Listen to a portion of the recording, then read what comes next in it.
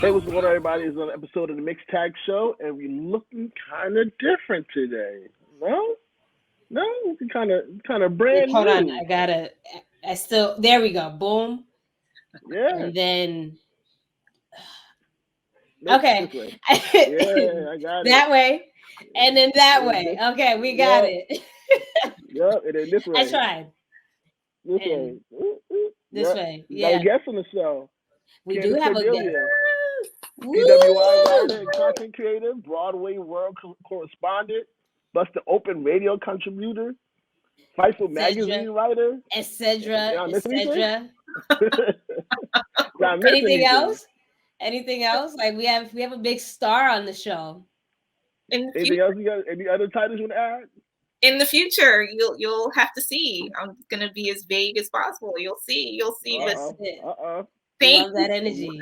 You got to thank you both so much. This is really awesome to be here. I know we've been trying for some time. Things come up, but thank you so much for You having got popular. You became a superstar.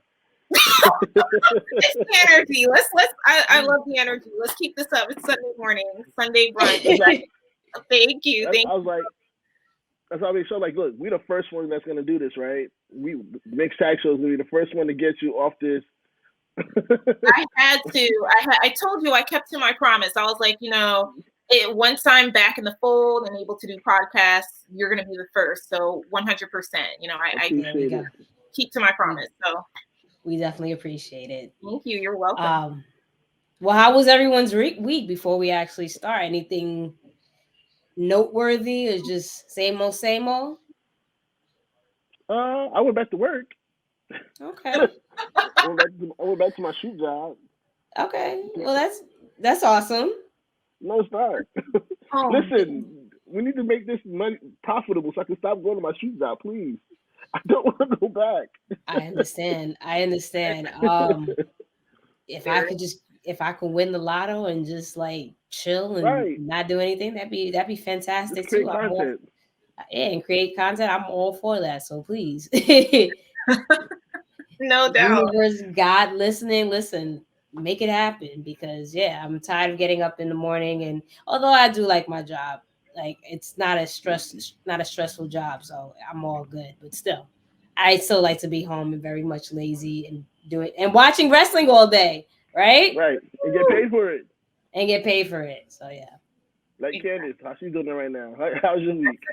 That's the dream. I mean, recently I was on, you mentioned Busted Open. I was on Busted Open with Dave LaGreca, Mark Henry, and we talked about post Wrestlemania and Ring of Honor and everything happening with Pro Wrestling Illustrated because the digital issue is out. And I have to reiterate this because I know we've been hit up so many times about the physical issues because they're in delay, but they are coming. So I don't know if you both are subscribers. If you're not, I'm going to plug that. Please subscribe. Okay, please subscribe.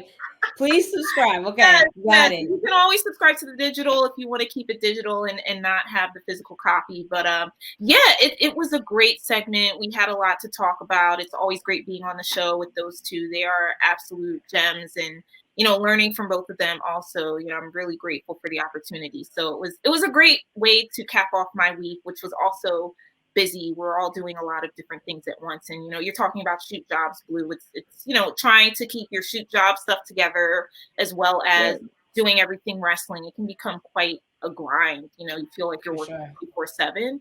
But, it's a good thing to be employed nowadays, especially. So I'm going to sit here and soak that all in. So, yeah. Yes. Wait, this is not your shoe job? Oh, sorry?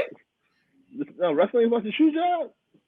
It all is. Everything for me is a shoot job at this point. Okay, I'm about to say, like, really you do a lot for it not to be yes, where do you find the time? It is. Even my other shoot jobs are writing based. So everything is a shoot job. Ties in together essentially. And that's the way it's always been for me for a while, and I would have it no other way, to be quite honest. That's just me. I know other people are different. Some people need to separate themselves from their shoot job or have it be completely different. Everyone has different circumstances, but for me, it all ties in together. But I'm still working my way to the top of what I want to be in this industry and it's all happening. I just put it out in the universe. I know that's like the thing that everyone says now, but I really do believe in manifestation because I've seen it work in real time. So I just put it out in the universe and then work towards it, and then it just, it happens. It really does. 1,000%. I'm a big believer. Me and Blue had many conversations last year in regards to just things in my life in regards to manifesting, affirming, and putting it out there. So 1,000% I agree. Yes. I'm glad we're on the same page. I'm glad. It looks like we're gonna be on the same page about a lot of things. So. Oh. So I mean, I'm just saying. No, I'm just saying. That's my friend. Say no. Listen, I'm just saying. People tend to, be on my side when it comes to wrestling. So, but what did you? Shut up. Speaking. Before we get to wrestling, how did you get to Broadway? Okay. Oh, okay. And then we're gonna get into the wrestling. Great question. That's a great question, actually. So, and I've stated this in other interviews here and there, but my background, it didn't start off in wrestling. I started off in entertainment. So I started off in the theater as a theater kid.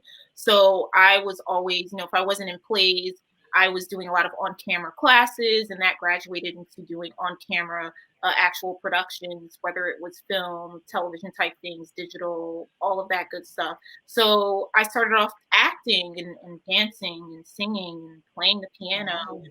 I, being from Philadelphia, we're just a stone's throw away from New York. So when the time came to take those New York trips, not the class trips, the actual like going to New York with the friend and taking the subway for the first time type adventure. It's always, you always remember your first going to New York trip. It graduated into that. And, I had friends that were also in theater and also loved Broadway. And that's where it really started. We would just, at the time, if we could afford it, if we had our allowance money, it wasn't all the time because Broadway can be expensive. I'm not going to lie. If you're a kid who still waiting to see the Lion King. Yeah.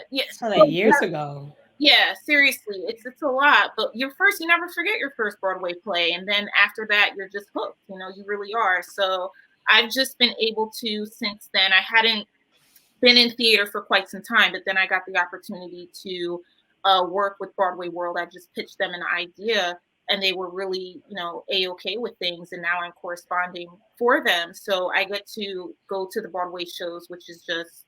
I mean, like I said, it's an expensive endeavor. So the fact that I can go to Broadway shows, watch them, and then interview the stars that are on stage, who are just phenomenal. I mean, it's really it's quite magical thinking about it as I'm talking to you both, because we had 2 years where there was there were no shows, there were no audiences for wrestling, and now everything's coming back and going to Broadway now. It's even more special because the audiences are so into it. Like everyone is just tired of having been cooped up at home.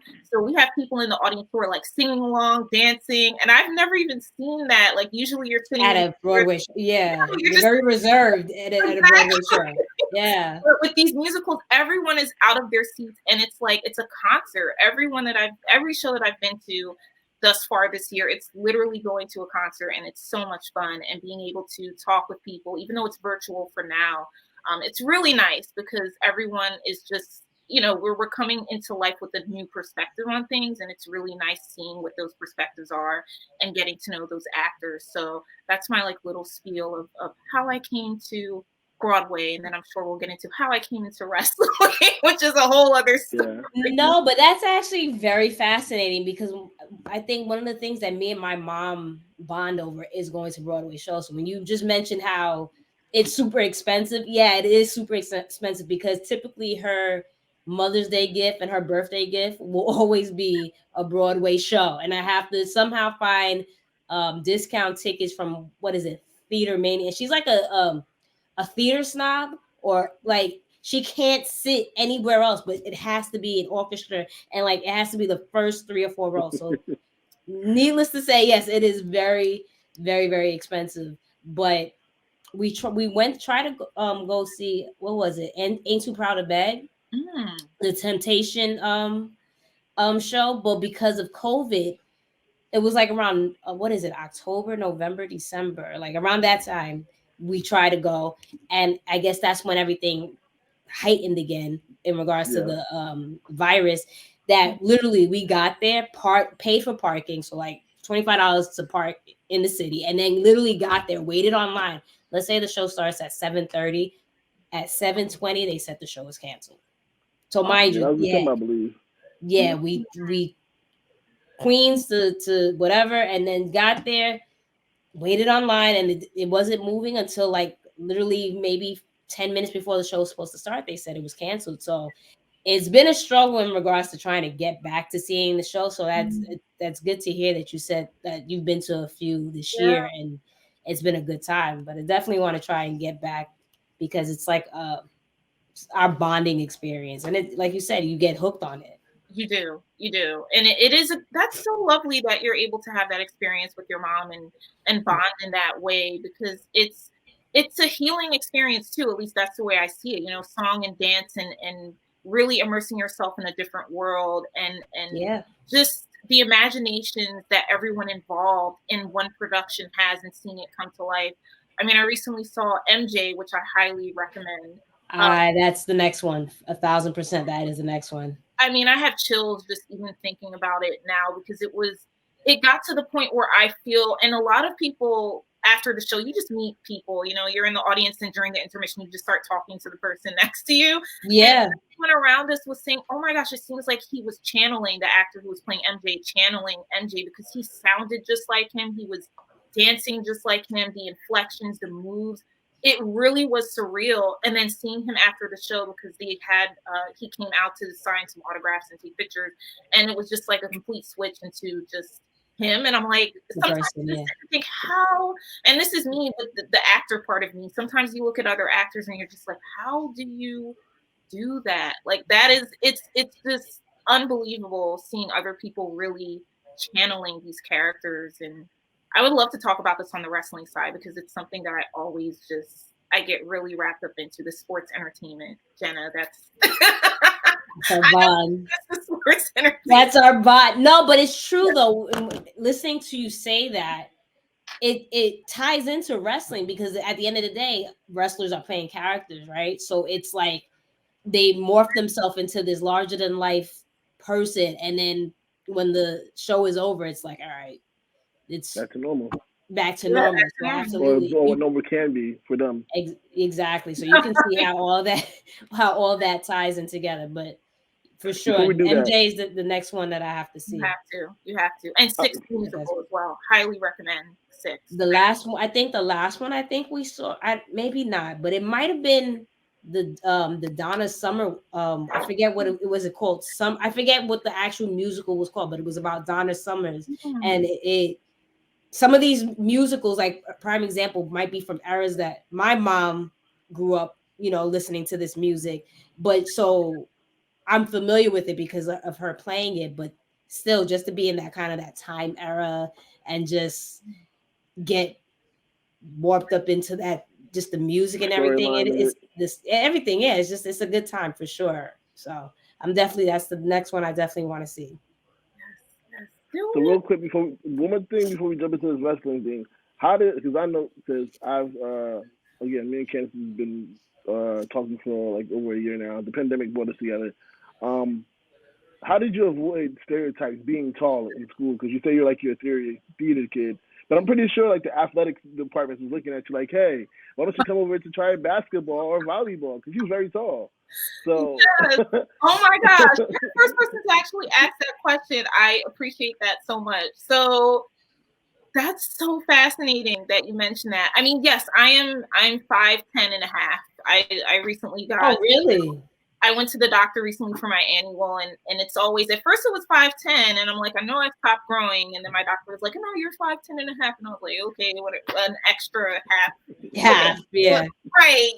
But anywho, so in school, and I honestly was thinking about this recently, in school, I was just in all different, like I floated around. I was just in all different groups because I went to a Quaker school, and there weren't. What's a Quaker school? So it is not Mormon. It's not. That's the first question people always, ask me. Is it Mormon? Quaker? It's a philosophy. So, and that's a whole other conversation, but it's a part of the Friends kind of community. You have different schools that are part of Friends. Like we have a ton in Pennsylvania, Friends Central, Friends Select, etc.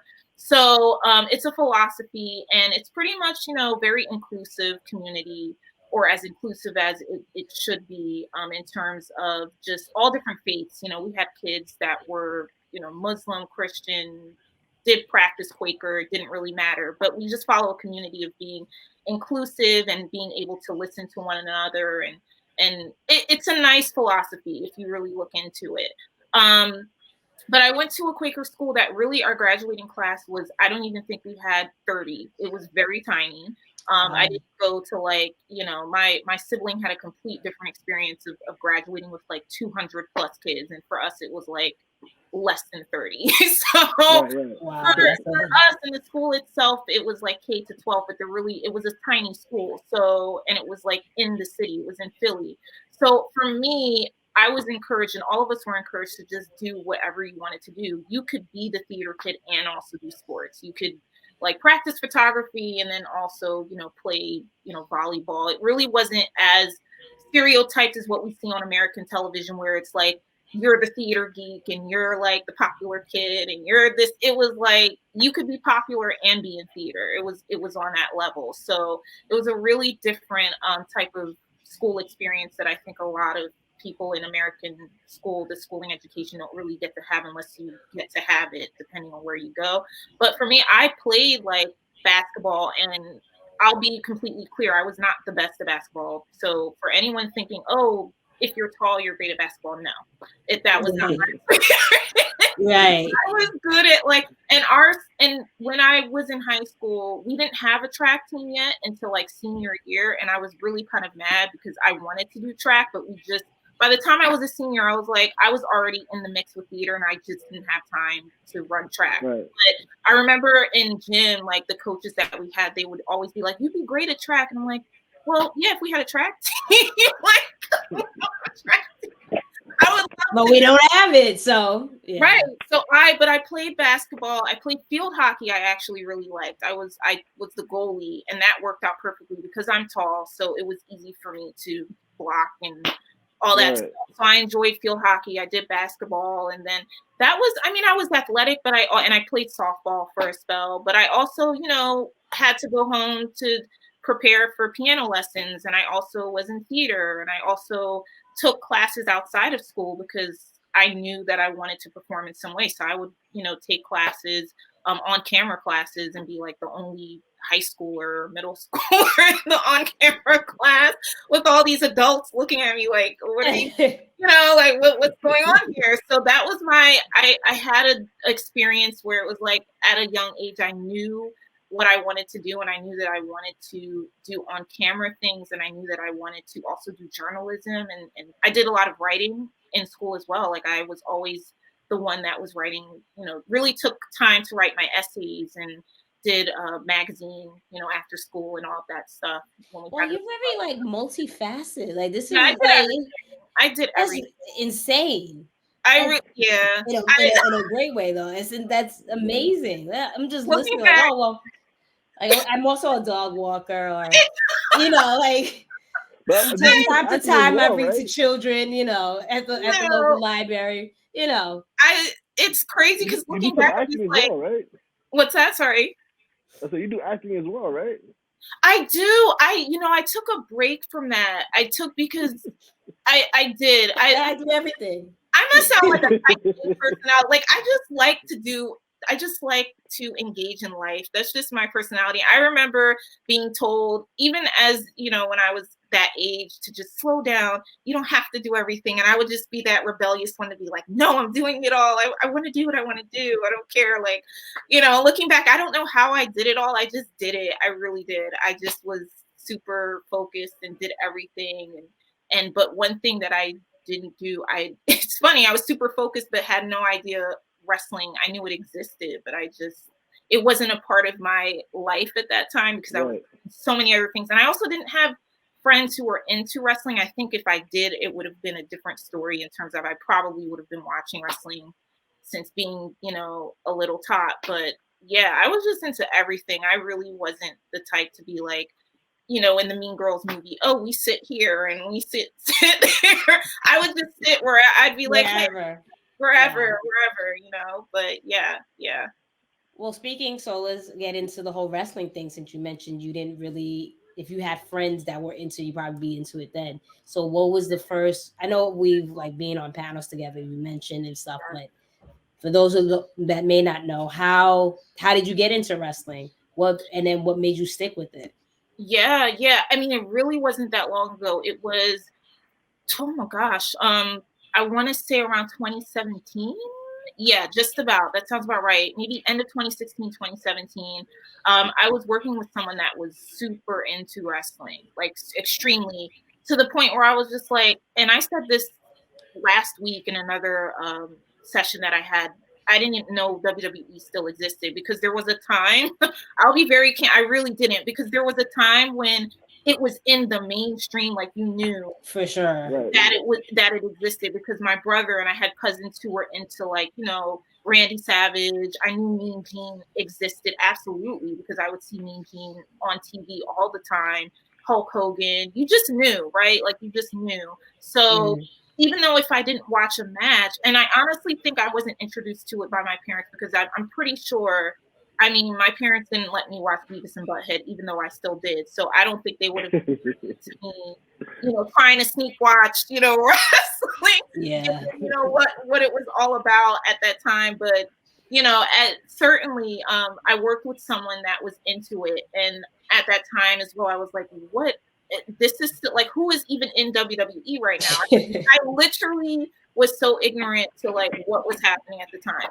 So I started watching, and I just was immediately hooked because, I remember a time when, I knew that there were women in WWE, right. but, you grow up thinking, oh, bra and panties matches. That was, if you're introduced to that, you're just thinking, oh, that's what it was for women. Now seeing it being like Charlotte versus Sasha, that was my introduction to it when they had their feud. And but that's a great way to get introduced into wrestling. I agree. Because I think if it wasn't that, I would have been like, nah. Like, honestly, if it was not that introduction, I probably would have just, I don't know if I would have stuck around for it. Yeah. So it was that, and then it was the Bella Twins, and it was John Cena, and seeing the everything unfold behind the scenes, and the theatricality, the sportsmanship. I was just hooked because it was, and I told Blue this, prior, it was everything that I loved, that I grew up with. It was the theater, it was the sports, it was all of that, it was the acting. And that's what hooked me. It really didn't take that much time for me to get hooked up on that. And that's how it was all, it all just emerged from that. And I became addicted to it because I'm just thinking, and I got mad for a moment because I'm thinking, why didn't I know about this before? Why didn't you tell me, like, this was how it was? Nobody said anything? Right. And then I just started, doing a ton of research because I was mad at the fact that, I've interviewed jazz before, and I didn't even grow up watching jazz matches, and I was really upset because I'm sitting here thinking, there's so much that you missed. Right. I'm like, this is history. And for me to have been introduced to it a little bit as a child with the bra and panties matches, I feel like I got robbed. But like, the more I got robbed with this, but it's okay because now I'm just soaking it all in, and I'm gaining as much knowledge as I possibly can, and really just happy to be a part of it. But that was my introduction, and I did research, and then I've also stated this in other interviews too. The reason that I got into the industry, like doing what I do, is really watching Renee Paquette, at the time Renee Young, on WWE, because also, like I stated before, I only knew Mean Gene. I hadn't seen any women commentators, any women interviewers. She was the first person that I was introduced to on television, seeing her interview wrestlers, and I'm thinking, this is a job? Like, what is actually happening? What's going on? So yeah.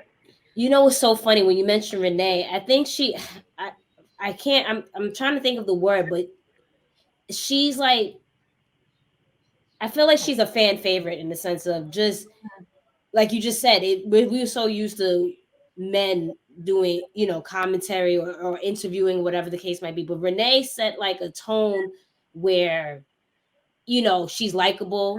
Everyone seemed to like her, and they didn't make her look silly. It was just, so I can see how one could gravitate to Renee, right? And you just even see even after she left WWE, how people still are like, fascinated in what she's doing, whether it's her podcast or it's her cookbook. So I make sense in regards to Renee. Like she's just that's one person I always admire, especially, and it's not too many of them right now that I'm like, you know, I think Kayla's doing the best as she can outside of the whole social media thing, because I know she gets in trouble from time to time on social media. But I think in regards to following her footsteps, she's doing a pretty good job in that sense. But yeah, Renee is definitely someone to admire when it comes to all of that. Yes. Have you had a chance to meet Renee? In due time, that'll happen. Also throwing it out. Putting it out in the universe. That's it. Seriously, her and Mox, it's happening. I've already. It's done. It's already there. It's done. Yeah. But yeah, you're absolutely right. That was my first introduction to that job too, and thanks to seeing her on television, that's how I don't. Everything just fell into place, and I just put my thinking cap on, did research. And that's how I was introduced to the independent scene, because I had no idea that there was this whole indie scene across the country. And coming from Philadelphia, you would think, oh, don't you know about, ECW?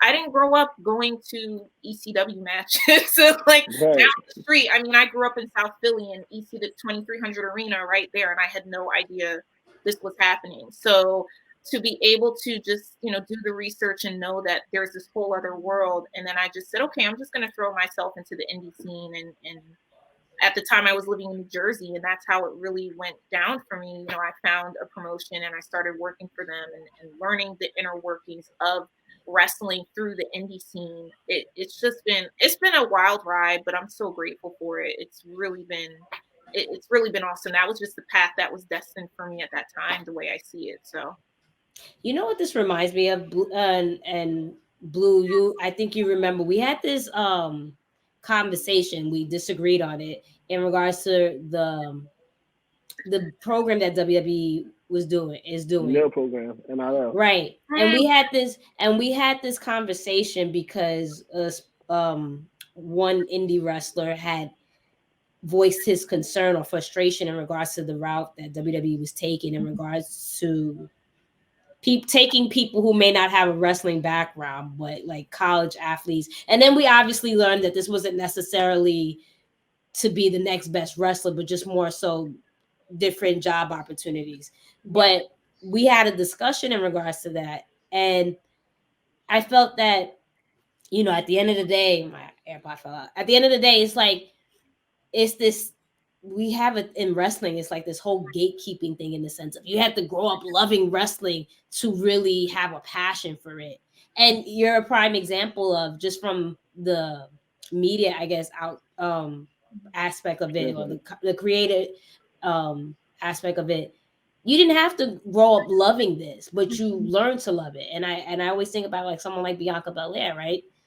This athletically gifted woman, does everything amazing, but didn't love wrestling, or like just didn't know really much about it until, just the stars were aligned. Where I think it was actually, if I'm not mistaken, Mark Henry that was at her track meet and said you would be perfect for this, just how she was controlling the crowd and everything. And look, she wound up like a fish to water, taking to it effortlessly. And now obviously the rest is history. So it just goes back to listening to your story in the sense of like, you don't have to necessarily grow up loving something or be extremely passionate. You can definitely start late and just learn. And look, like, you're doing so many amazing things, It's hard to keep up at this point. So I always respect someone, like, again, like in this community, people gatekeep and like, oh, well, there were models and this now, but it's the thing is, well, how did you take that experience? Yeah, you were a model, or you were a theater,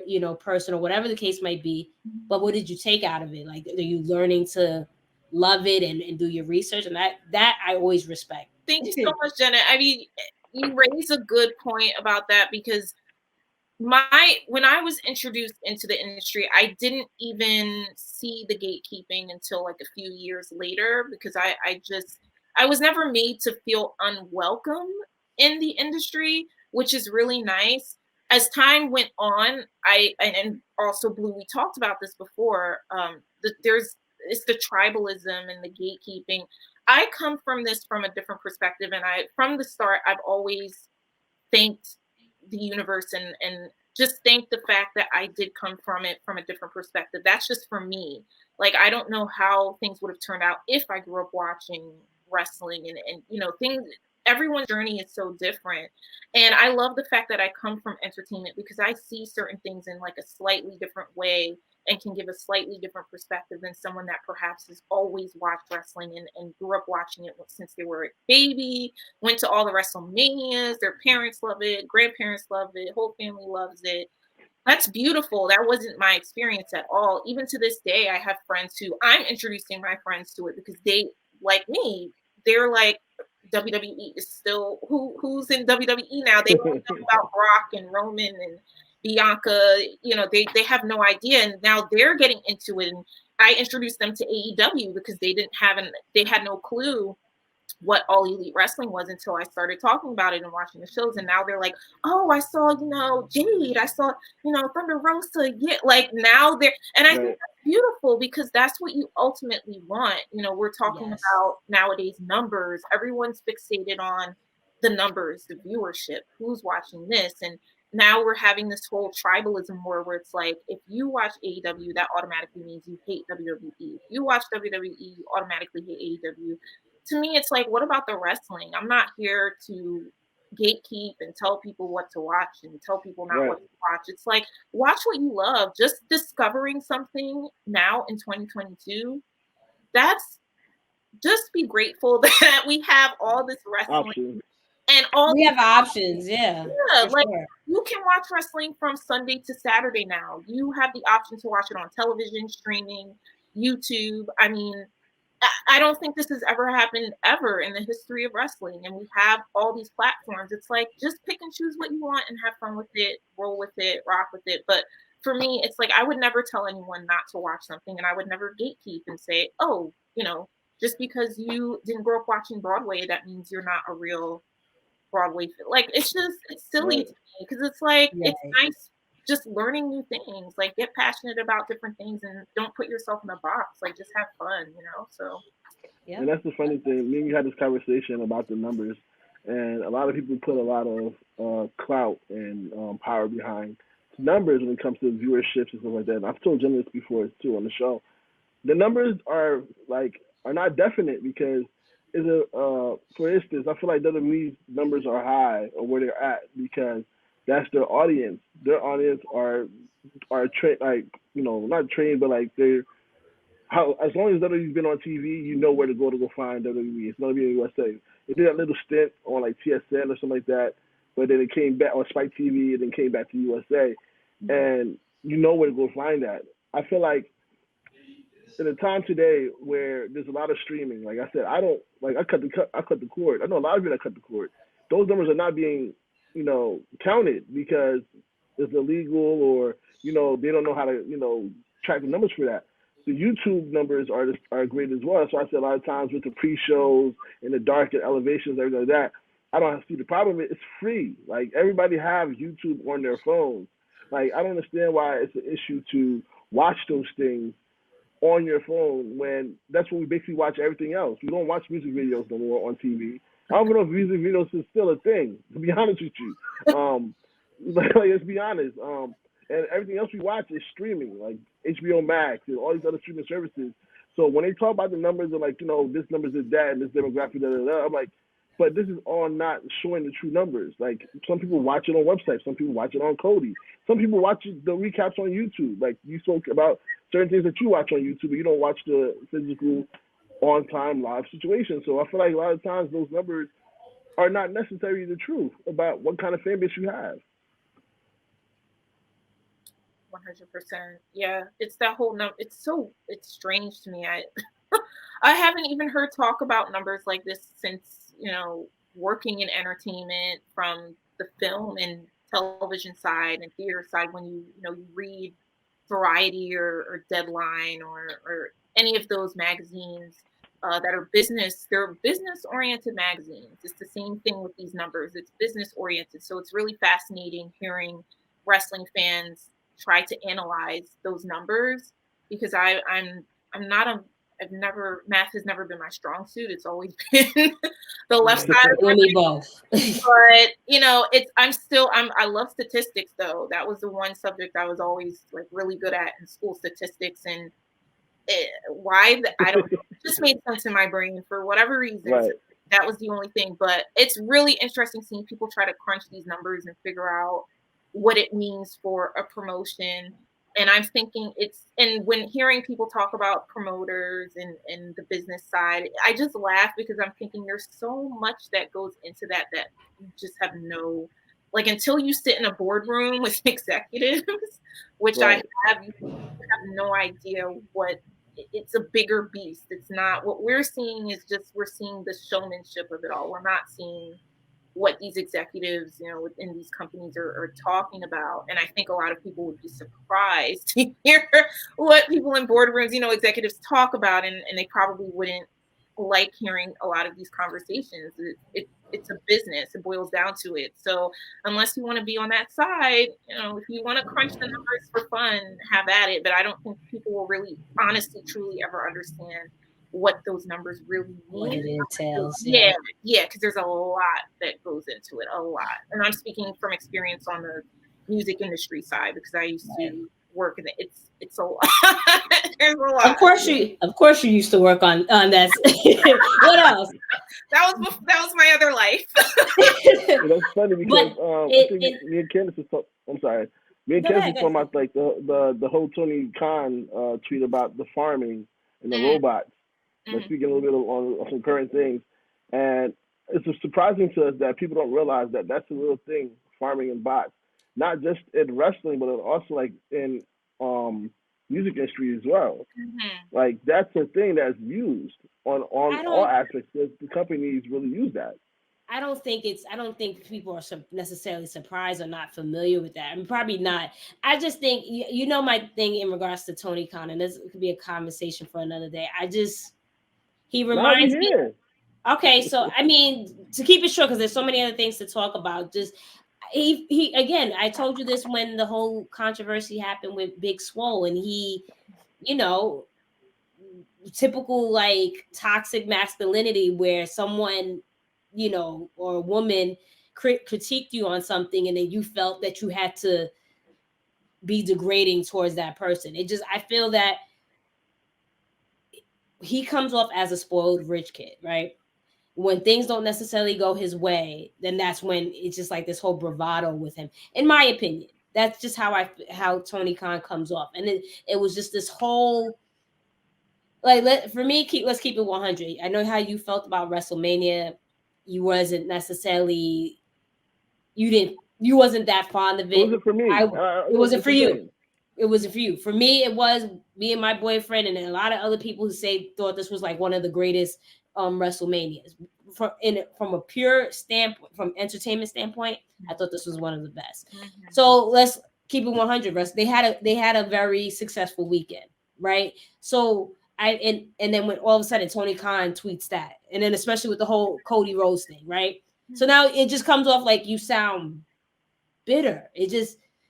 And I know you always say, Blue always says like, that this is how everyone talks or whatever the case might be. But Tony Khan, it just comes off as a young, rich spoiled kid that when he takes a loss, in a sense, I got to start tweeting. So that's what that tweet came off to me as. And then the whole thing with the numbers and statistics. In hindsight, yeah, it's stupid because at the end of the day, we really don't know what it entails when it comes to crunching these numbers.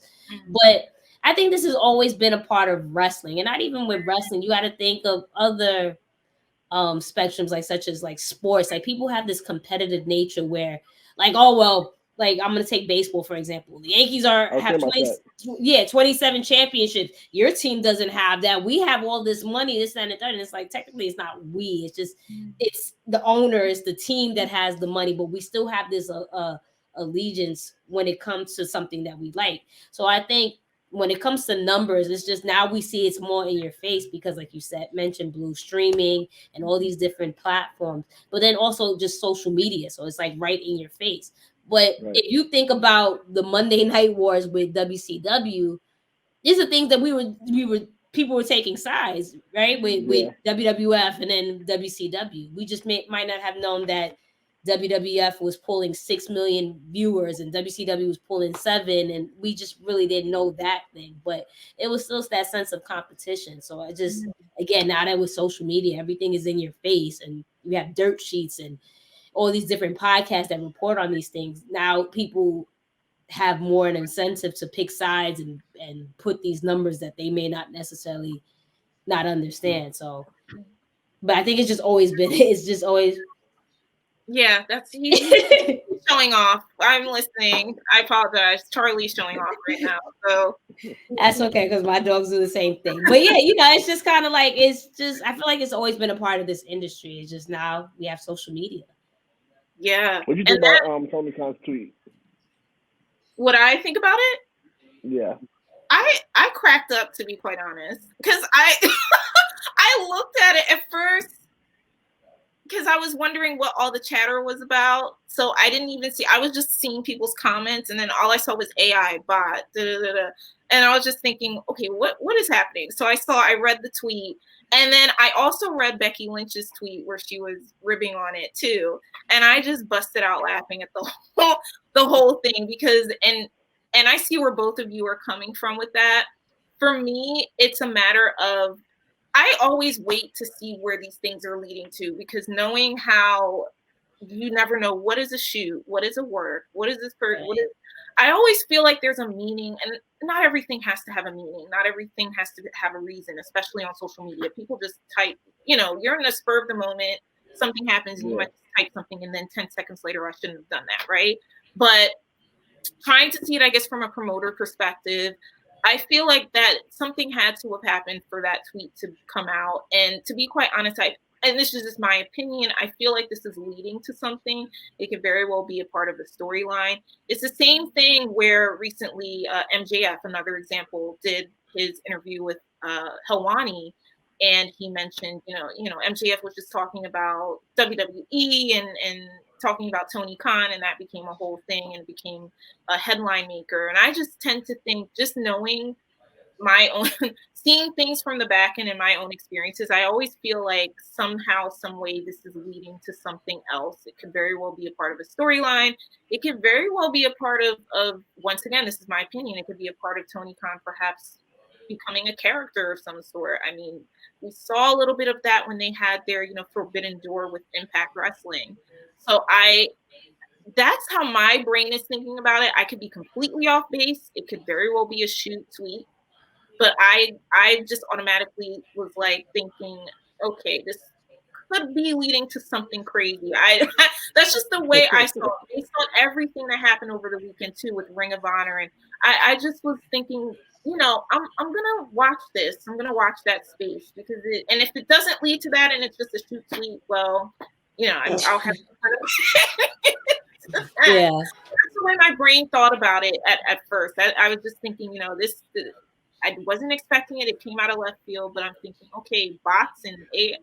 I was like, all right, we're gonna see where this one leads to. Let's just leave it at that. Yeah. Well, listen, hopefully it leads to something, but it's just like I don't know, something. For me personally, like I said, I've told Blue this, I've told other people this. Tony Khan just happens to rub me the wrong way. I hear he's a really nice guy, but I mean, in regards to in this space, being the owner of AEW. But listen, I can't be judgmental either, right? Because not everyone can sit here and run a profitable organization. And listen, and he's done such a great job, and everybody that's been involved, including Cody, has done a great job in making AEW a legitimate rival to WWE, right? So you gotta give credit where it's due, and it's still a learning process when it comes to all of this. But again, I feel like, I have all this money. You're not going to talk to me this type of way, and I'm going to say this, that, and third, and I don't care because I'm rich and you're not. Like, that's how it comes off to me. But there's still growing pains that has to come with all of that. It's funny. I find like that moving forward, whenever we give AEW compliment, we have to make sure to including Cody into the conversation. Well, I said that just, I mean, but hey, right? If Cody, I'm just saying, Kenny, I feel like it's been going on. Like every time they give, like I see it on Twitter as well. Like every time they say, like, yo, AEW is very, including Cody, like they did very well last year. It's funny to me that now you have to put that comma and Cody. You know what I'm saying? Like, but hey, it's just like you got to include him. As much as we gave him shit in regards to everybody hated him last year about, but again, we spoke about it in the sense of like he was Mr. Hollywood, right? It was just every other second. It was kind of like, again, how The Rock, I don't want to put him on the same level as The Rock, but it's kind of like how The Rock kept leaving WWE. At one point or another, people were going to get tired of that. And not only tired of you leaving and coming back, but then you're putting yourself in like prominent storylines. And then like, what was it? What was the feud he had with Andrade? I think it was, where it was like, you had to get one up it. Instead of just losing the feud and the battle, you had to have your other match to 50-50. Yeah, that 50-50 booking when it could have been that's you what I'm lost. saying. He always had WWE within him. He always had to have the 50-50 booking. You know, like he does his promo different from everybody else. Like that's what I'm saying. Like he always had those attributes that he learned from WWE and kept it within him. That's why like everybody's surprised when he went back. It's like, no, but he is a product of WWE. I mean, but in all hindsight, if FTR, for prime example, they're killing it, granted, but if their contract was up and WWE was like, listen, I'm going to give you this amount of money, and this time around, we're going to give you everything that you want. We're going to focus on the tag team division, and you know, everything is going to be, you're going to be able to have all these dope matches. You don't think FTR would be like, I'm going to go back to WWE? Because at the end of the day, we all grew up WWE or WWF, whatever. Like it's a childhood dream to be with that company. People dream of being, or at least at one point did dream of working for WWE. So it's just like, I think every wrestler at the end of the day, if that opportunity presents themselves and it was going to be a good situation and a shitload of money, I would think people will go back and to that route. So yeah, we live in interesting times. And the way I personally always see it is it boils down to business and what's best for you in your situation. I mean, we're hearing wrestlers now saying that they wouldn't go to WWE because it just doesn't fit their schedule and it doesn't fit their lifestyle. And there's nothing wrong with that. You have some people that know that they would not be able to handle that on the grind road. And from what I understand, it's not even that. They're still going on the road if you're in WWE, of course, but it's not even as insane a schedule as it was before. Before. So just imagine now you are in a position where you can pick and choose. I mean, given the circumstance, because even that is a little iffy. We have a lot of options, but also there's so much talent out there. There's a glut of talent that it's, even if you were given the opportunity, that's a blessing, because some people wouldn't be able to pick and choose from, you know, an AEW, WWE, Impact, because there's just so much competition. And you have fans saying now that they wish that another promotion would crop up at this point, because there's just so much talent, and not every promotion that we have now that's on the level where it's on TV could possibly hold that. So it really depends on the person. And I feel like if you want to go to WWE, absolutely take care of your business, do what's best for you. Would FTR, I don't know, if someone were to ask me, oh, do you think FTR would go to WWE? I don't know, because who knows? Things change. People's perceptions change. Maybe it wouldn't be even if the money was right. You never know. But once again, business is business. We saw Cody going back to WWE. A lot of people are still shocked because they never thought that he, being someone that is one of the pillars in terms of creating and helping to create AEW and everything he said about WWE, would go back.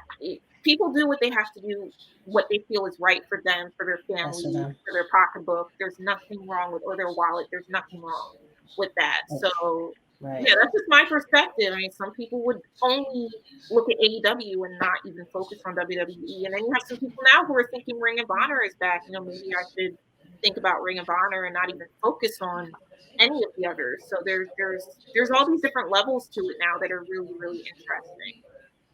So what was your, I know you mentioned you spoke about like post Mania, like just a recap and everything. What were your thoughts on in regards to Mania and that whole weekend?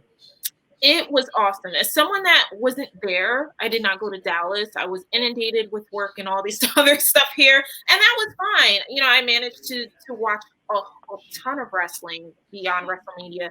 The thing for me is, I think last year when it was night 1, night 2, it felt a little much, and I can't really even quite pinpoint why. It just felt like too much. This year, it actually felt like enough. Like it was, and I don't know if it was due to we had more sports entertainment type matches, but I felt like everything was just sectioned off perfectly. Night 1 was the better night for me, but that's not to say that I wasn't entertained at all by night 2. I thought they both were fantastic. I thought, I mean, there were so many matches that I really liked between Bianca versus Becky. I loved all the matches that people were like, why did we have the Johnny Knoxville? I love that match. I did too. Johnny Knoxville, that whole crew. I've always been a fan of theirs, so I was so amped. I kept screaming. I was like, "This is the best!" Because I grew up. I was sports entertained. It just reminded me of like the early 2000s. Me being 10, 11, whatever it was, and just watching like stupid stuff. Like exactly, there's no rhyme or reason, but it was just entertaining. That where I was laughing, and this is what, not to cut you off, but just quickly, this is what me and Blue kind of are back and forth in a sense. I think. Like he says, he knows how to watch WWE and take it for what it is. Okay, cool. But I think in general, we forget, like people forget in the sense of like the E stands for entertainment. You're going to just get that. Like, and I had just watched right before Stand and Deliver. I was watching WrestleMania 9 because just I like to go back and just go watch old wrestling. That I might have missed the worst WrestleMania, but I was watching it. I don't get that. A lot of people get that the worst WrestleMania though. Like, because it was you had Doink and Crush and Tatanka versus Shawn Michaels. It was anyway. I'm going off a tangent, but the point is, it was not a good WrestleMania. Yeah. Giant Gonzalez and other. Oh my goodness! Please, anyway, I have to watch this. Just watch it. Just this is like my second time watching it. Just watch it. It's stupid. I promise. 93 is a year, like 93, 94 is you gotta watch one of those bad movies that you have to watch. Yeah, it's like a train wreck. Like it's like that was a struggle year. It was a struggle year in general for WWF. But again, but the point I'm making in the sense of that was not a good WrestleMania. But at the end of the day, the formula hasn't changed up from 1993 to 2022. It's entertainment. Like you're gonna maybe find, if anything, over the past few years, you're gonna find more really, really, really good wrestling matches, like in regards to like technicality. But WrestleMania is solely entertainment. So once people can realize that's what you're gonna get when it comes to these type of shows, exactly, you'll enjoy it more. I and 1,000%, and that's what it is. It's a business and it's entertainment.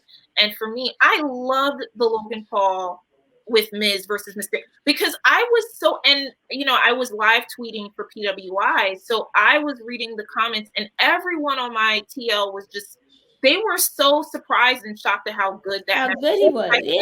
They came into it thinking, oh, he's not going to be like Bad Bunny, like it's Logan Paul. They have a certain, if you follow what the Paul brothers have done in the past, you're already coming into that match with a certain bias and notion of who Logan Paul is. So it is what it is. Right. So for me, I was just like, okay, I'm going to keep an open mind. I've never seen Logan Paul wrestle. I don't know this could be really goofy, but he's with The Miz. So I know that either way, The Miz is going to carry him because The Miz is spectacular. And that's a whole other conversation, because recently I've seen people, getting out. We can talk about that too. I would love to hear what you have to say in regards to that. And I'm just like, no, you're not going to hate on my boy. Like, I love it. You're not going to hate on my boy like this. But I was so pleasantly surprised at how good that match was and how passion. You could tell Logan Paul trained. You could tell he was serious about it. You could tell that he was hungry for it, and everything just worked fantastic and perfectly. Yeah. And I came out of that wanting to see more Logan Paul in the ring. Like I could see him there. Yeah. Yeah, you could see him there, and I thought it was great. And seeing with Johnny Knoxville and Sami Zayn, it worked so well. It was just great for what it was, and I wasn't expecting like a 5-star, match. Like it's not New Japan. I wasn't expecting a whole technical. Yeah. Like I wasn't expecting a clinic, But that's not to say that Sami Zayn isn't a fantastic wrestler, and that's not to say that Johnny Knoxville isn't good at what he does. I mean, these are professional stuntmen. Like they know what they're doing. So exactly. I knew we were gonna get a show, and I was like, this is the show. I love it. I'm here for it. It like you said, it's entertainment, and we're there to be entertained. It's not always about getting these clinic matches. Some people want the clinic matches, and other people, they just literally want to sit, laugh, and be entertained. So that's it was what it was, and I loved it. That's just me. Some people hated it, but that's them. So yeah, it's at the end of the day, it's preferences. And I told Jenna that, like, to me, my issue with the weekend wasn't the sports entertainment side. The only thing I had on the sports entertainment side was the Pat McAfee thing went too long, and that Knoxville thing went too long. But other than that, I understood why they were there. My issues was more so than the filler matches that could have been on the pre-show. But again, like I said, I still know that, sports entertainment is WWE. That's how you have to watch it. Like you said, I was impressed by, Logan Paul. I was impressed by, not impressed by Pat McAfee because we've seen what he done in NXT. You know what I mean? I've never been I was impressed. Yeah, still, he did very well. Yeah. When he came out in jeans and like he looked like he was like about to go to pick up an award from an award show, I'm like, what is he wearing to the ring? But I'm like, when he got in the ring, I'm like, all right, he doing what he do. I've never been to the Jackass, but that was cool. I just thought it was, again, a bit too long. And that's what people need to learn. Like, again, like you said, and you said before, is this is sports entertainment. They're gonna do those. Why? And those. My point is that those two between Pat McAfee and Logan Paul, they've done better than past celebrities in the ring. Like, if anything, I feel like Bad Bunny set a standard for everybody else. It was like, look, if you come in here, you gotta wrestle. Like, there's no more hot tags, 2 punches in a pin. You need to do something. Right. And then going to your point, Candace, in the sense of about the Miz briefly, I feel like I don't know. I feel like moving forward, this is going to be a thing. Like whatever next celebrity they decide to bring in, I feel like the Miz is going to be a part of, because look, you saw the situation with Bad Bunny last year, and then you see with this year, and it's worked extremely well. When we all feel like, well, what's the point of all of this? But it's worked really well, and I can see like the quote unquote Hollywood star teaming up with celebrities or facing against another celebrity, because he knocked it out of the park. And a lot it has to be said about the Miz. I would love to see him have a longer, what was it last year, a longer WWE championship reign, but even though Bobby killed it, that's but right. Or shit, give him back the well, he's on Raw now, but the Intercontinental Championship, because man, when's the last time you can actually say that title has been elevated? It's probably when the Miz had it, so a lot has to be said. He may not be like we keep saying, the most technical wrestler, but he's consistent. He's gonna be entertaining. He's gonna be steady on the mic, and he's a constant company guy. Whatever they ask of, he's gonna do, and I gotta respect that. Yeah, this same argument is literally, I'm pretty sure I saw it last night or yesterday over the weekend, in terms of not just the Miz, because a lot of people have been chattering about the Miz and why they don't like the Miz, and I'm just sitting here like, how could you possibly hate on the Miz? I don't understand, because just like you said, Jenna, he's a consummate professional. He has been with WWE for so long that at this point, the Miz could do whatever the Miz wants to do, and it's going to be fantastic. And if you follow the Miz's career from when he was on the Real World, I mean, this guy literally said, even before he got to WWE, he's always said he is going to be at WWE. We're talking about manifestation. He is a clear example of that. That's a clear example, exactly. Yep. you know, even if you go on YouTube and see old clips of him on Real World, and him literally getting laughed at by his castmates because they were like WWE, what do you mean? And he was so steady. You know what he was doing? Yeah, he knew he was going to WWE, and he made it happen. And he's been just working this whole time, just doing his thing. You never hear him complain. You never hear him ever. He's a constant professional. Yeah. He's always happy. He's always ready to do the job.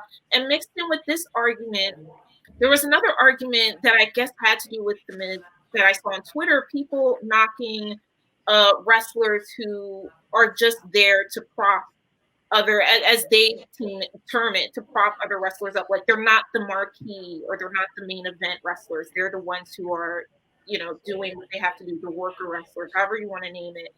And, you know, I found that a very fascinating argument because I'm sitting here thinking, you know, it shouldn't be a concept where the only wrestlers that matter are the ones who are main eventing. And the only wrestlers that matter are the ones who are the marquee names.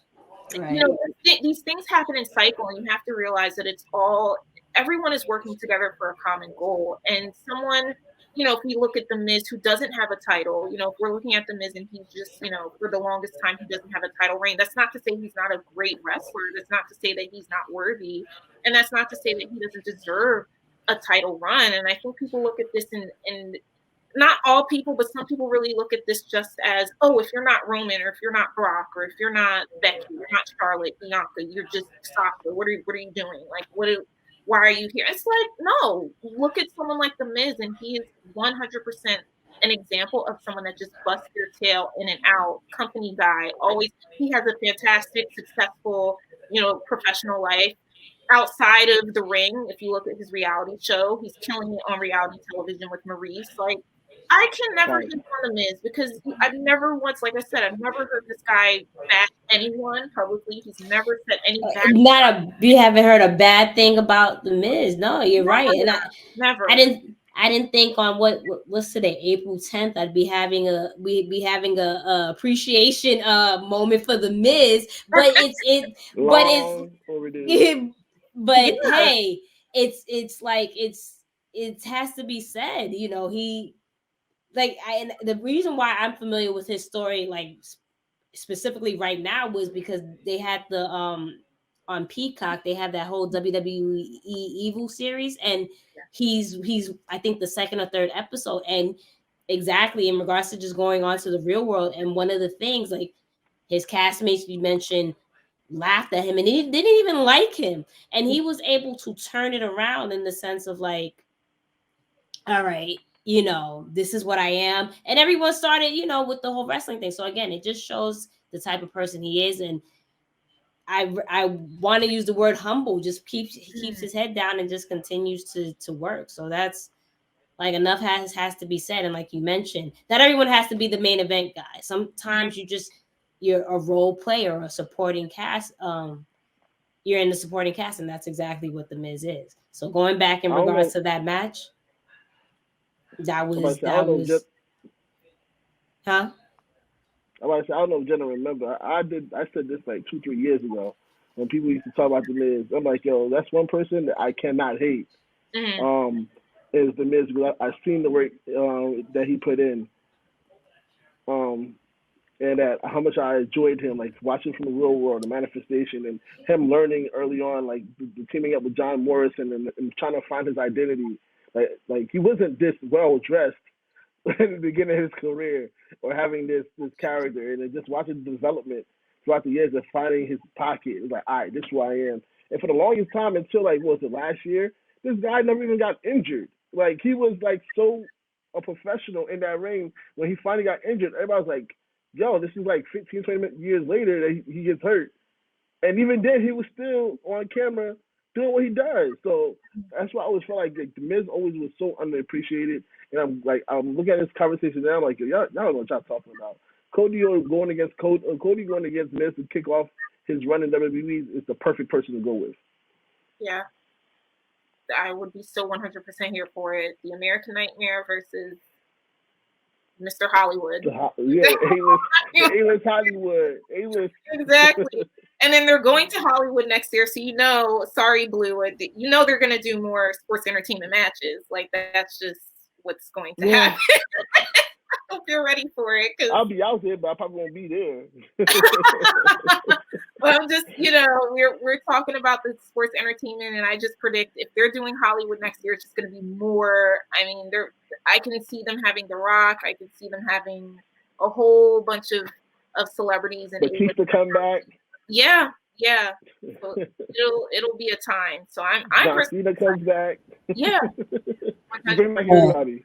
Well, listen, this is the one I had FOMO missing out of this Mania briefly, but it's like, so the one that I go to, it needs to just be just as good as this one, because in my opinion, for a pretty mediocre card that they put out, but it always seems that way. When they put out a bad card, they kind of do well. So I'm hoping they keep the momentum up and we have a good one next year, because I will definitely be there for sure. Oh, 100%.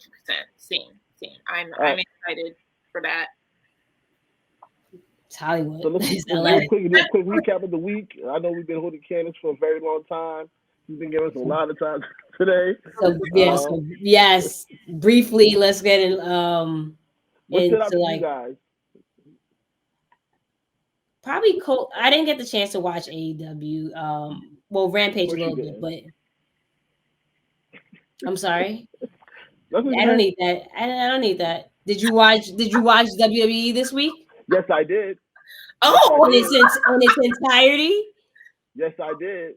You are such a liar. You are such a liar. You didn't watch Raw from 8 to 11, and you didn't watch Raw. I did watch Raw. From 8 to 11? SmackDown because I missed SmackDown a little bit. This was Raw Wrestlemania. We were discussing. Exactly. You did watch it. Raw. Yeah. Did you watch SmackDown? I missed a little bit of SmackDown. But I caught most of it. Okay. All right. Well, listen. Just the one week is the 1 week like that you actually watched that you actually watched it. You want a cookie? You want a cookie? No, you do. You want a cookie? Because like this man doesn't ever watch WWE. I got a quarterback in regards to the topics and when it comes to WWE. So don't do that. I watch recap. Don't do it. Anyway. Baby what stood out to me? We'll do it in Raw. Go ahead. I mean, I don't. In general, for the week, it was probably obviously Cody, and Roman. One thing very briefly about Roman. When he lifted the titles, he looked like, I don't know if he was selling an injury or he was actually injured, because then when Friday came, he lifted it up and it was just kind of like So I don't know if he was selling it or he was better, but yeah, I'm very interested to see where this whole unification thing goes. Are we getting a new title? And then you saw on SmackDown how he said the Usos are going to go to Raw to face RK Bro. So obviously we're going to get a unification there. I wonder what that leads for the brand, in the sense of it's such a huge roster, right? Obviously that's why we have the brand split. But now what happens when you have one title holder? Does that continue to make things stagnant for people, or is there more opportunities? Like what actually happens? So I'm a little bit on the fence when it comes to those two particular situations. And that aligns the issue, in my opinion, is because you watched Raw to see what Roman was going to say, and then Roman got on Raw to say, "I'm not telling y'all nothing until SmackDown." We got to SmackDown for him to say, "I'm sending my cousins to Raw so we get the tag team titles." You could have said that on Raw. Yeah. What is this continuation of waiting for them to put him in the main event, 15 minutes just for him to say the same thing and send you back to the other show for the following week? But continuation is kind of like what they did in the past when it wasn't such a huge roster. It was just like you watch Raw and then you watch SmackDown. Yeah, I get that. But I understand it's still announcement, like announcement to announcement to announcement. Like what? And to your point, we've talked about this. Yes, this is an issue because now all the titles are being tied up into one storyline again. Like, forget the mid-card titles. Mid-card titles is obsolete at this point. They didn't even get a match at WrestleMania, so that shows you how much they care about the mid-card titles. But now you put in the World Heavyweight title Universal title, and all the tag team titles, except for the women's tag team titles, into one storyline. Like, how does that help the rest of the roster? What are they fighting for? Mm-hmm. Like, it kills Raw in general at this point. Right. Are we gonna still have Raw? Like, what's the point of it? Yeah. You might as well make that the women's show, and then SmackDown the men's show, and then keep it moving if you're gonna do anything. Because at this point, there's no titles for anybody to fight for. Yeah, no, I hate what they did to Nakamura. That was not fair. Like they didn't need to do that. I said that to my boyfriend. I'm like, you just made him look super stupid because he came out. He didn't say there was no point to be made by Shinsuke when he came out just for Roman to beat him down. So it's just like, what was the point of that? Give him a hug and then get super kicked. Like what? He's supposed to be the next threat?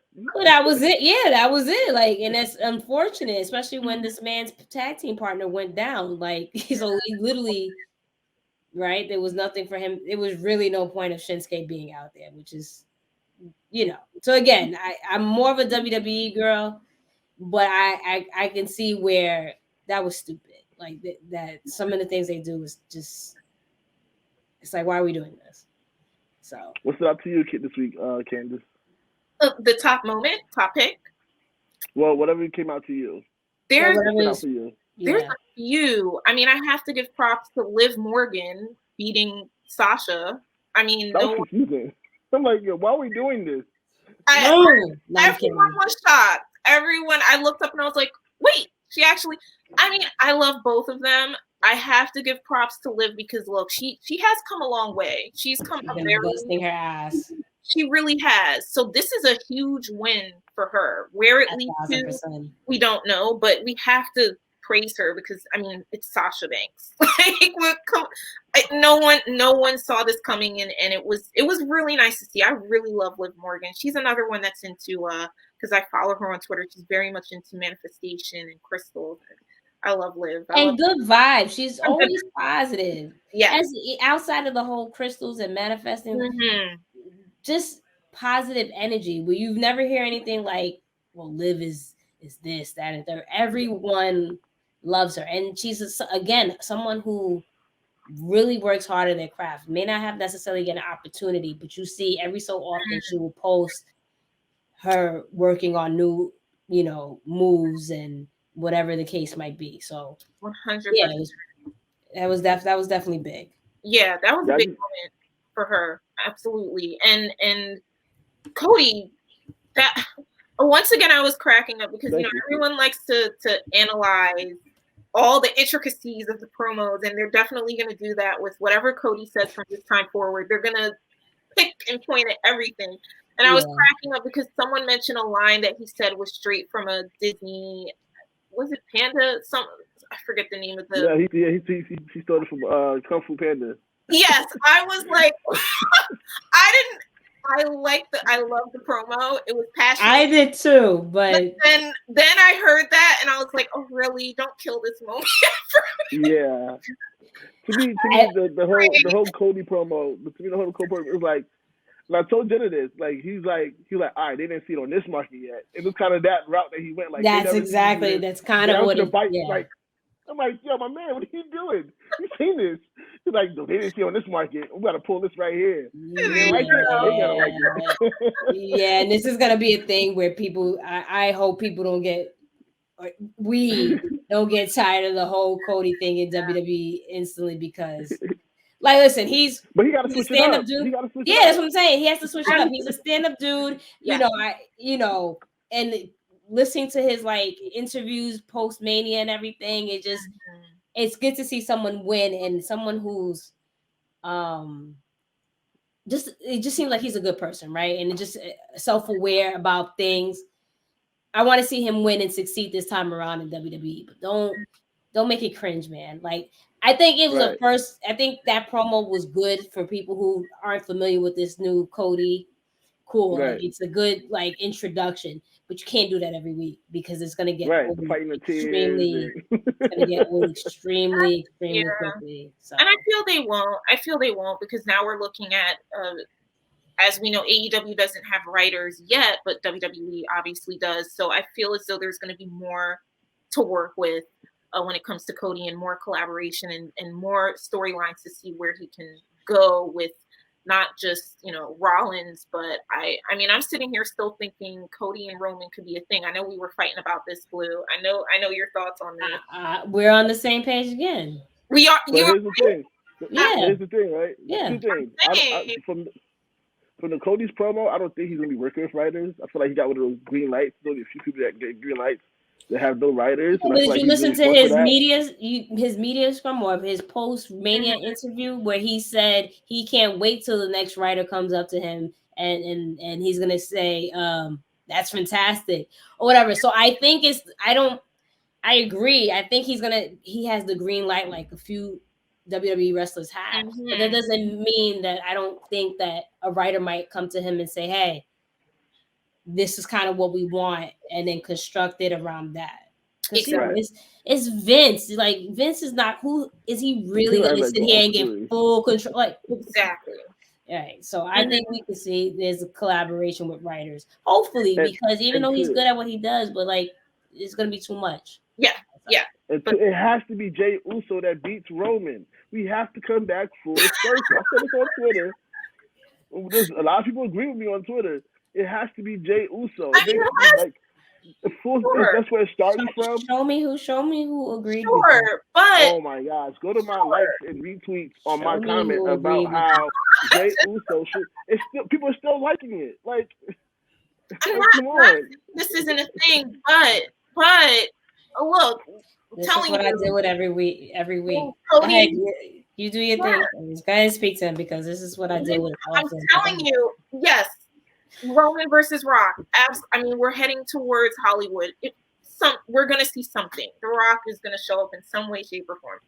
But do not be surprised if you see Roman versus Cody. And I know people are going to get real. They're going to have feelings about it. But I really honestly think this is what we're going to see in the future. I think so too. I'm just saying. And quote me. You guys love storylines. You guys love storylines. What part of the storyline shows that makes sense for Cody to beat Roman? A storyline of Jey Uso beating Roman, where it all started, makes more sense. And let Cody beat Jey for the title, if anything. But storyline-wise, I feel like Roman losing to Jey after everything that Jey and Roman has been through. Like, Jey set the tone for this new Roman. Let's keep it 100. Like, he set the tone for this. And for him to come back and conquer the title from his cousin, because Rock and Roman don't need the title, so it's gonna be going by then. But like, I feel like Jey, storyline-wise, Jey makes the most sense. No, but they would have to.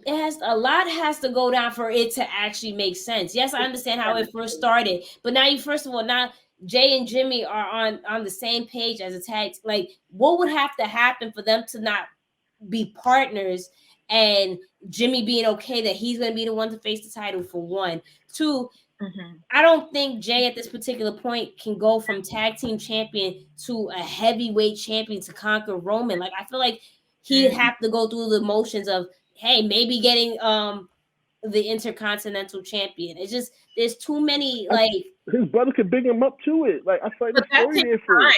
That also takes time. It takes time, right? Whereas like Survivor Series, maybe like towards the end of the year, it can happen. Right before you go, even for Rumble, right before you go into Rock versus Roman. But the thing is, Jey already with this in the beginning was the one to try to go against Roman, and he failed. So it's like Roman knocked out all his competitors except for one person, one believable person.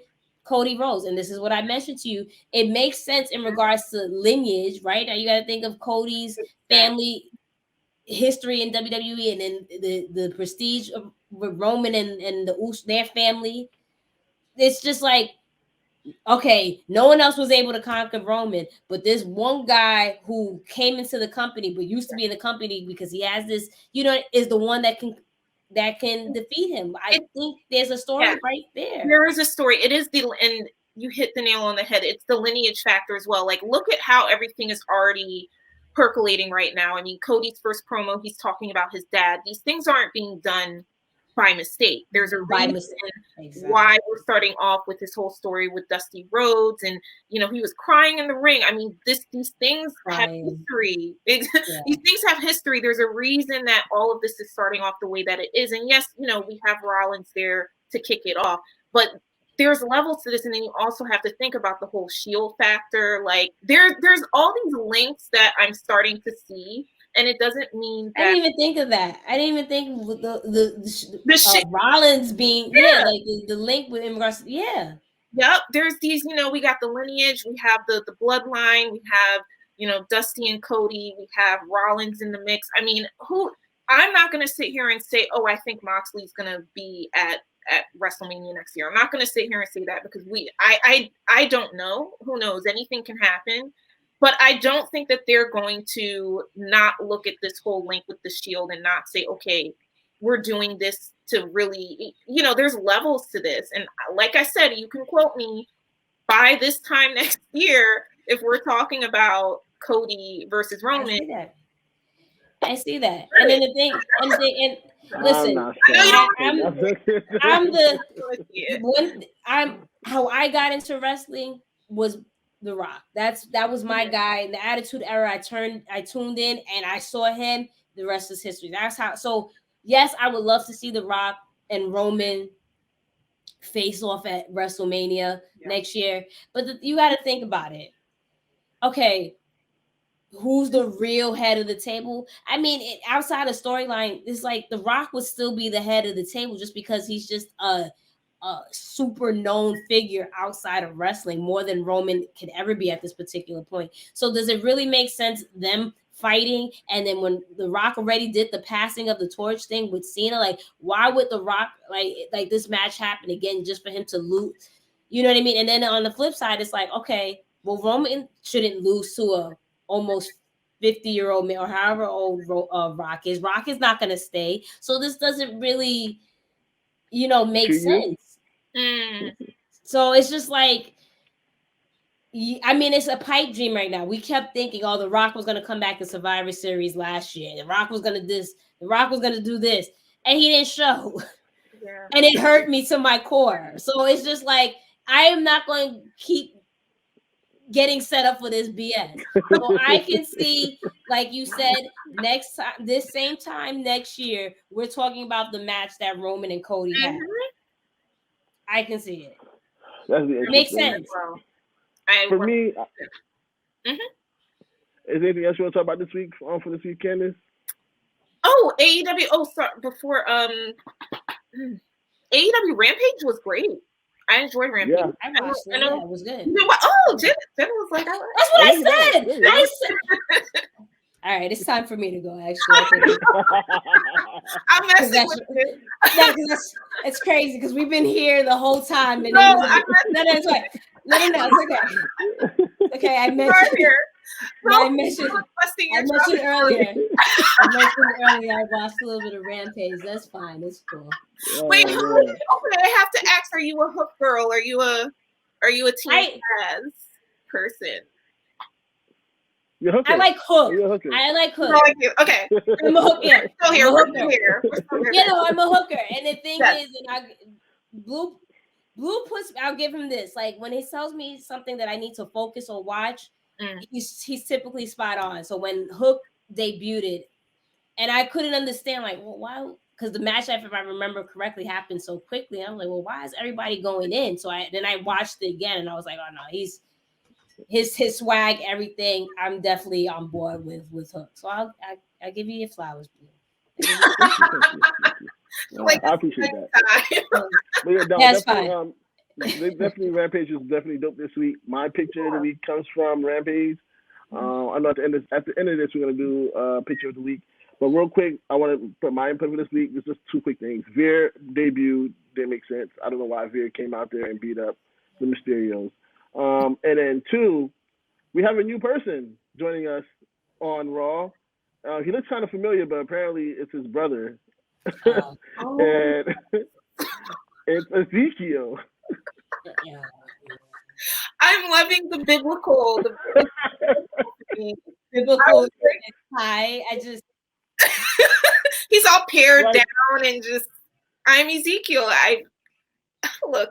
I'm looking at this picture and I just we gotta get this. You know how like they have lace fronts like for men, like and like grow it back or what? Because this is not. I I'm here. What is this? I'm here for a Parent Trap situation. I want to see Ezekiel and Elias side by side. Like, make it happen. Do some heavy duty CGI magic because I want to see something happen. And I don't know where they're going with this. I was not expecting. I really. It was just the other day I was thinking, where has Elias been? What's going on? And here comes Ezekiel. So. But here's the thing, right? This looks like this is about to be future endeavor. This is exactly what this looks like. This is what it looks like. This is kind of what WWE does. The road to future endeavor. Yeah. Shout out to my boyfriend because he said I took his line, but that's what it looks like. It looks like this is, and he's exactly right about this. This is like being future endeavor. Like, all right, let's change a gimmick and see how it works, and it's not going to catch on. And this is when, and he goes. The weird part about it though, because Elias was over. Like, I know many. Yes. People, so I dropped albums with this guy. Yeah, I'm like, so why? I'm trying to figure out why go from Elias to Ezekiel. I don't understand. He was extremely over. So extremely over. I don't know. I even liked him when he was the Drifter. I actually enjoyed that character more than what the whole walking with Elias and the performing thing. Yeah. But it worked. It was over. And what does Ezekiel do? I just don't. I also bring up that part too.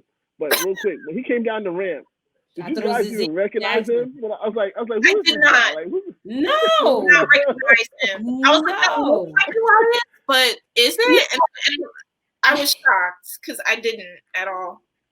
Yeah, I don't know this man. When they say Ezekiel, I'm thinking about the old Ezekiel I used to wrestle. I'm like, when he came back, and like, Yo, Jackson, that's who I thought it was too. I was like, he slipped into the third sheet. But with this Ezekiel as well, I'm watching it because it was so quick, and I'm not sure. This is me speculating. I don't want nobody to think that I'm taking it anywhere else. When he came out, I don't know if he had stockings on, and I felt like after the big weekend that Effie had, that it'd be interesting if that was like, you know what I'm saying, a lane for that, for people who's familiar with Effie and how much Effie is growing in his popularity currently. So that'd be interesting to watch as well because he came out in pink and white.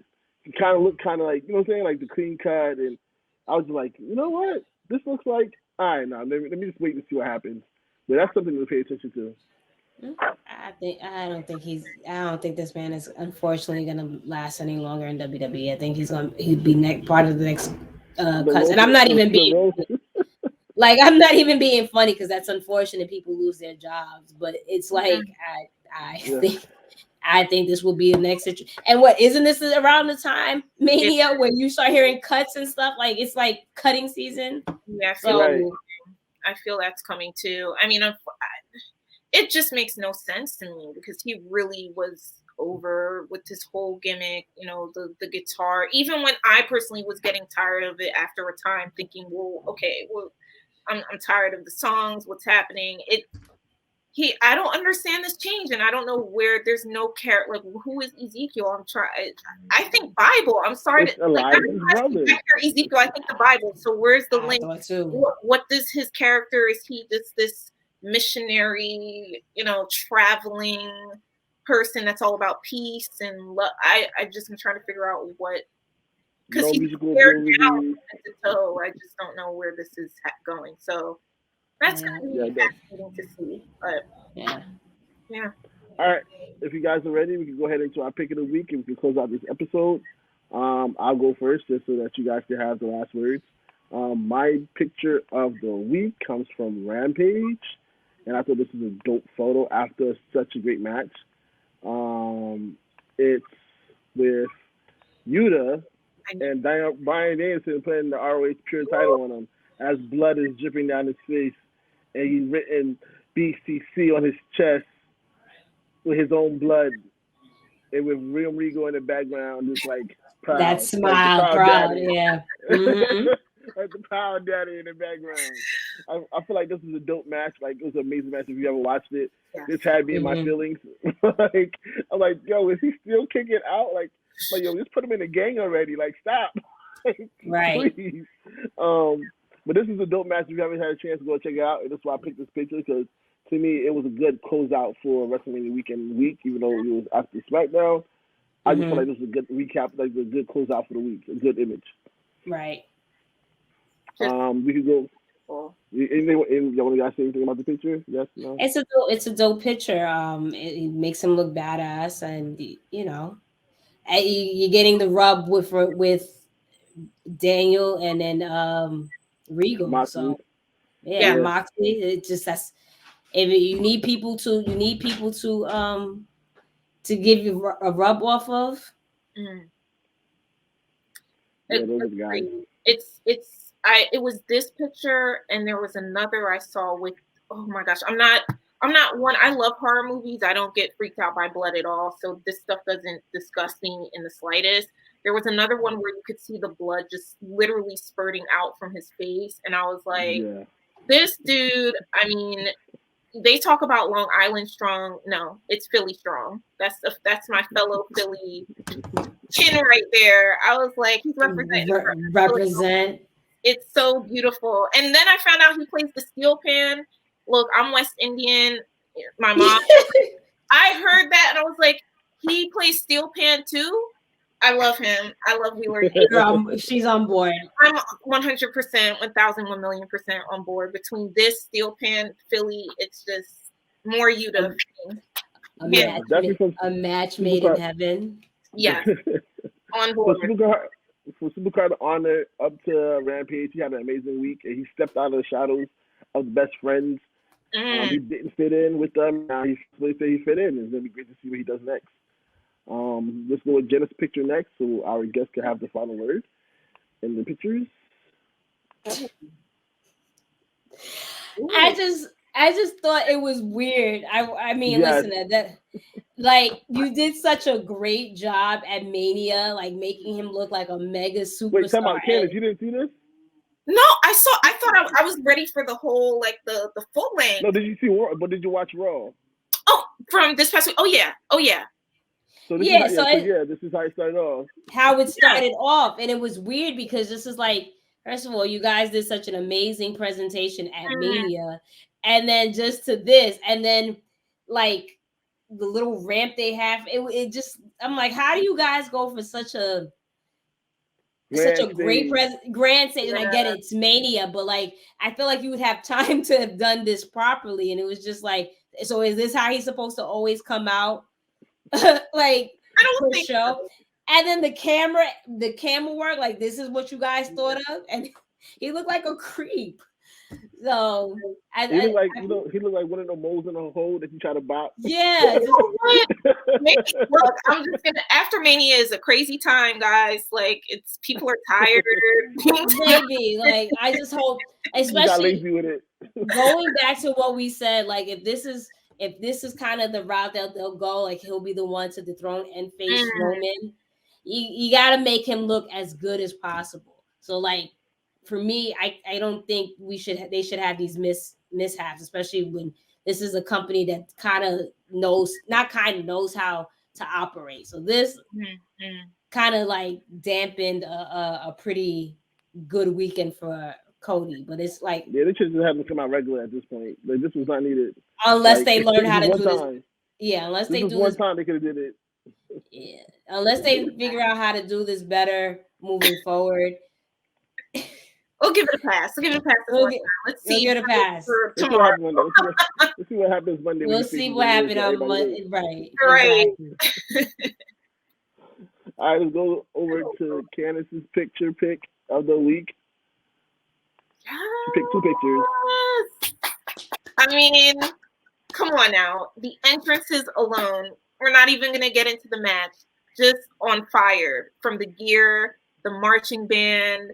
I was just like, okay, this is going to be just a whole entire show. And, you know, I'm with Jenna. We talked about this. It's all about the sports entertainment factor. For me, it has a lot to do with the presentation. We just talked about Cody. You know, this presentation was just flawless for me. Everything about it was just epic, never been done before. And I know people were clowning Becky, but look, her gear, I want that. I said it on Twitter. I was like, I want she's a villain. She looked phenomenal. Right. Listen, like we were all questioning the haircut and everything, but the way she was able to freak it and make it look, she looked like a rock star. Perfect match. Like you said, we're not gonna get into it, but it was perfect match and yeah. This lead up was good. And this is why I felt like this was a WrestleMania match, because they started off with a great presentation like they did. You know, when you come to WrestleMania, you gotta have the greatest interest music. You gotta come out, you know, whether it be a live band, you come out in cars, whatever the case may be, you have to make it grand because this is the grandest thing of them all. And this was the first match that actually had entrance that made me feel like, all right, we're watching WrestleMania now. And that's why I tweeted at that moment. And this is dope for both aspects. You know, as you know, Bianca Belair does her own gear. She knew what to do with her interest, and I loved it with the band. And on the other side with Becky, like I said, Becky looked like a villain. Like she looked like she came outside of a comic book. Well, the whole Marvel intro, it was So yeah, they did the whole. You know what's funny with Becky? They did. I asked Jenna, it was just the first time they did the whole the intro for WWE. They did it with just Becky videos leading up to this, and I was like that was the Marvel thing that they were doing. That's true. Was it Marvel? Or I feel like it was just like the WWE intro with just Becky videos.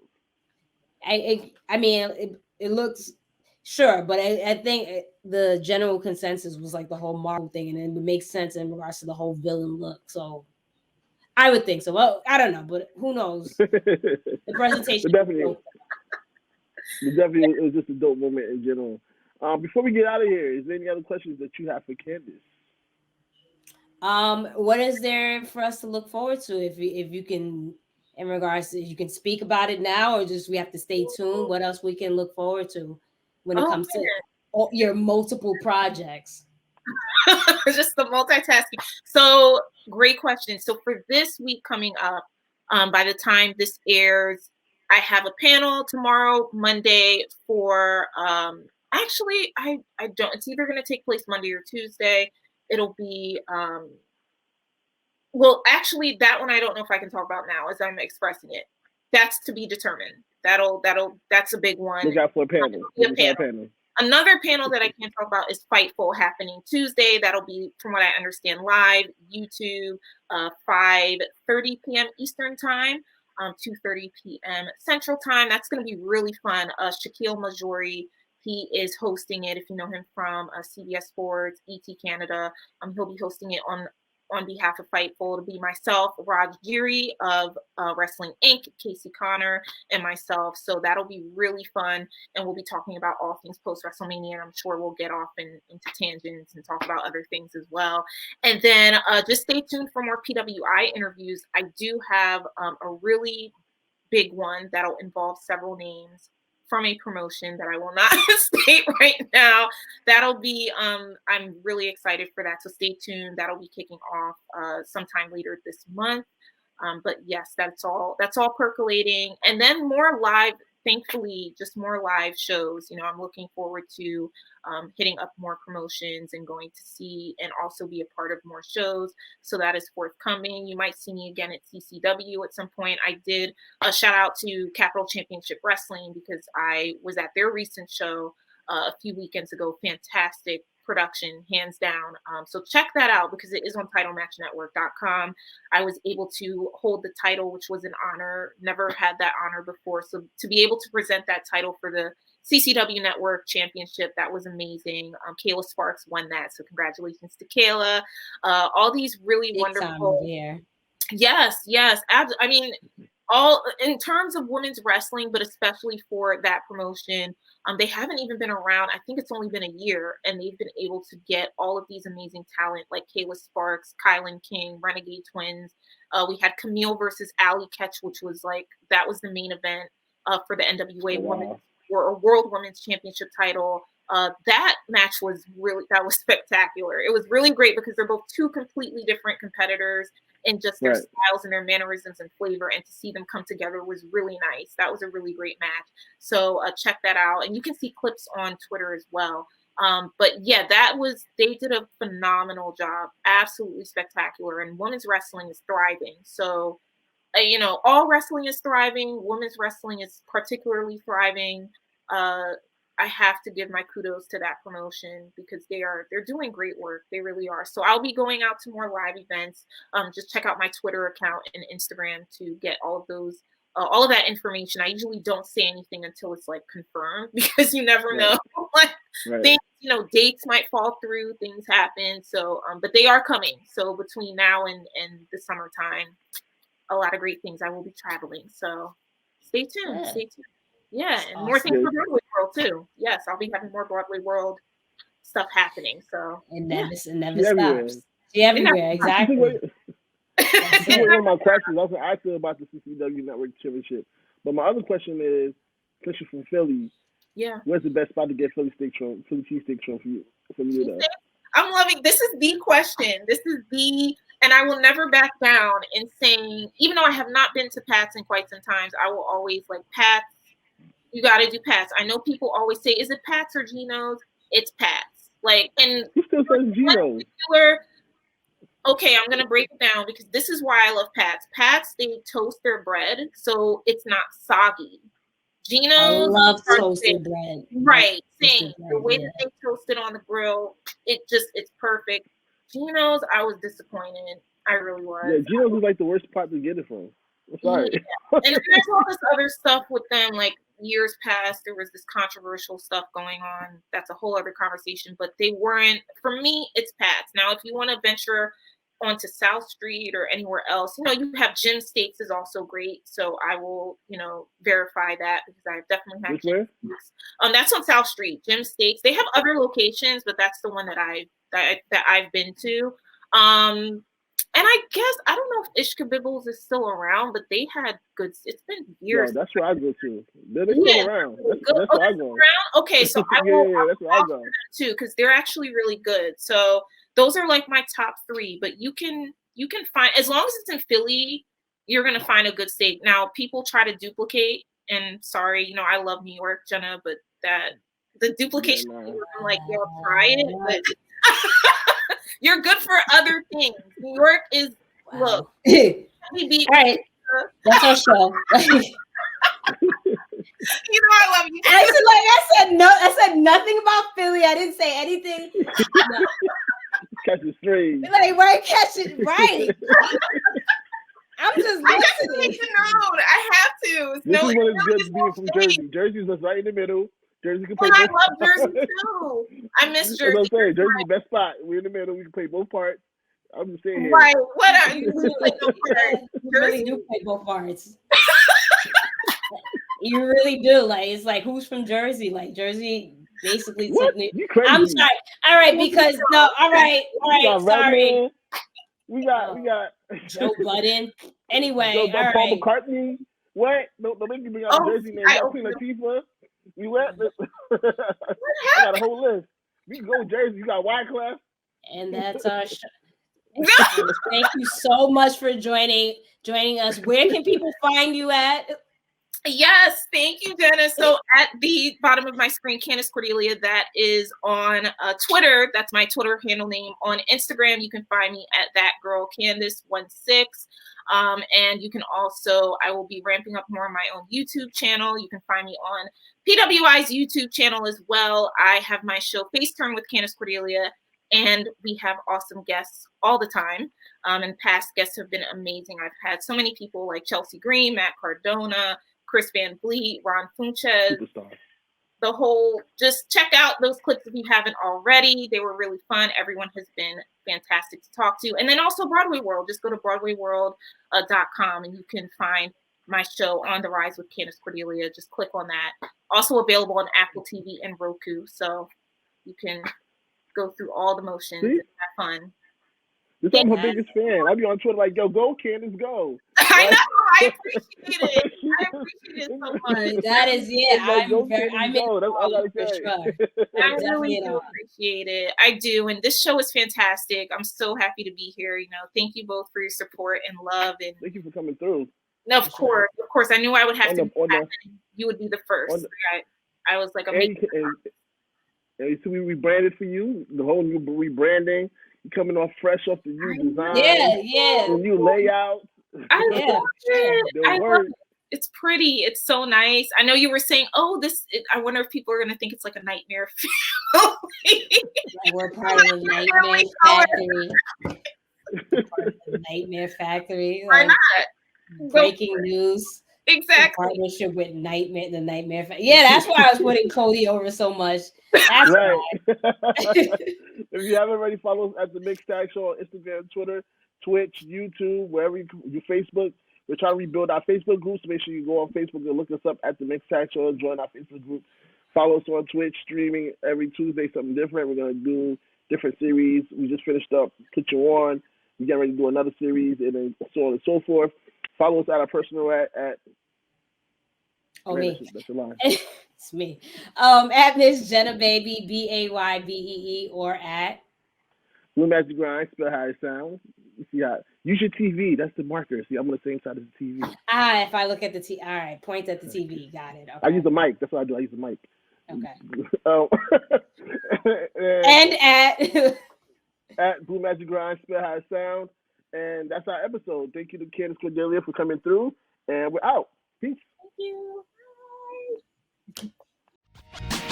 Mixed Tag Show with